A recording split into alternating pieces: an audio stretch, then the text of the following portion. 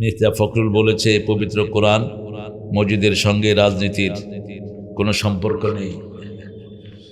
মির্জা ফখরুলের সাথে কোরআনের কোনো সম্পর্ক নেই।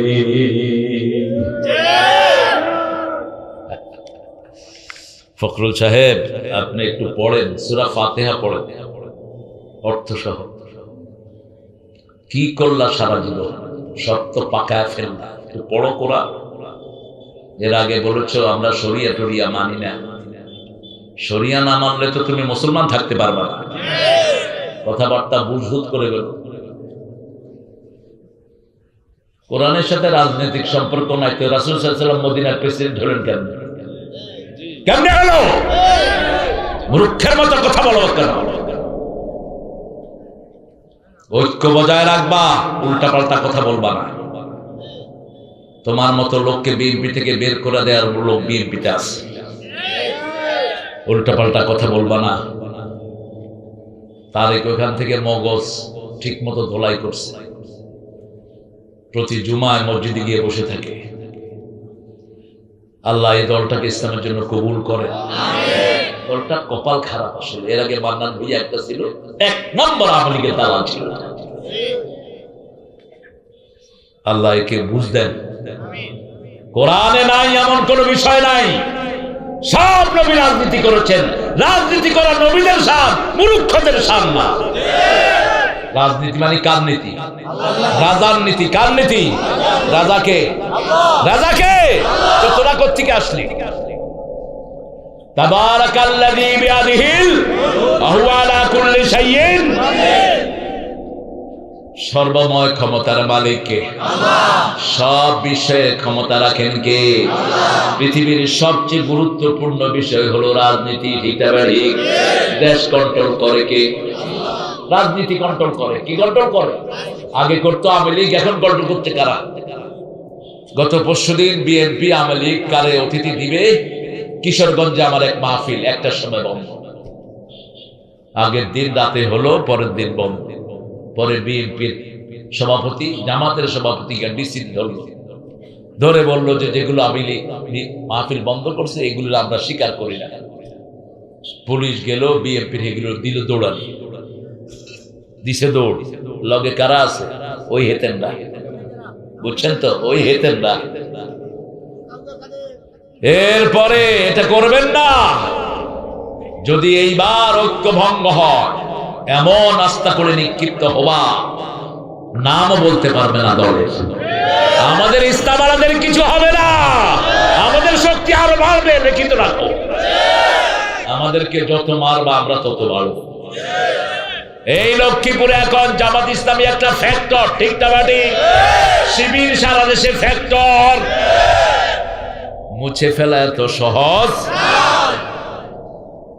বাঁধ দেখেছ, থাবা দেখো নেই। আমরা যদি সিদ্ধান্ত নেই, থাকতে পারবে না কেউ। আমার আব্বাকে চিনেন তো আপনারা?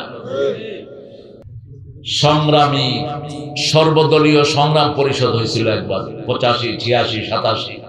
শুধু শিবিরের পোলাপানদের পিড়ে, সব দল একসাথে, আর শিবির আলাদা। আব্বা ডেকে বললেন, এই মারবি না। অনেকে আমার ছাত্র, তোরা আমার ছাত্র আসত, মারবি না আমার ছেলেদেরকে। কে শুনে কার কথা? শিবিরের কর্মী সম্মেলন, মাগরিবের নামাজ হচ্ছে, পোলাপানের নামাজের ভিতরে পিড়ানো শুরু।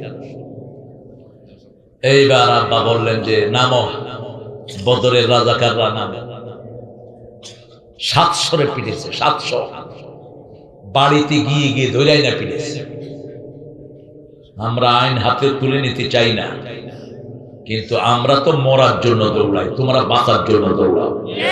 আমরা দৌড়াই শহীদ হওয়ার জন্য। ঠিক কিনা? মিস্টার ফখরুল, এই জাতীয় দায়িত্বে থেকে এরকম দায়িত্বহীন কথা বলবেন না। কার ইঙ্গিতে বলেন এগুলো?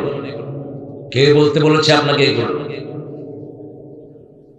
আল্লাহ আমাদেরকে সবাইকে কোরআনের উপর থাকার তৌফিক দান করেন। মির্জা ফখরুলকে আল্লাহ কোরআনের জন্য কবুল করেন। বিএনপির সব ভাই বোনদেরকে কোরআনের জন্য কবুল করেন। বিগত 17 বছরে তাদেরও কোরবানি আছে না নাই? তারাও কোরবানি করেছে, জুলুমের শিকার হয়েছে। আল্লাহ যেন তাদেরকে ইসলামের জন্য কবুল করেন।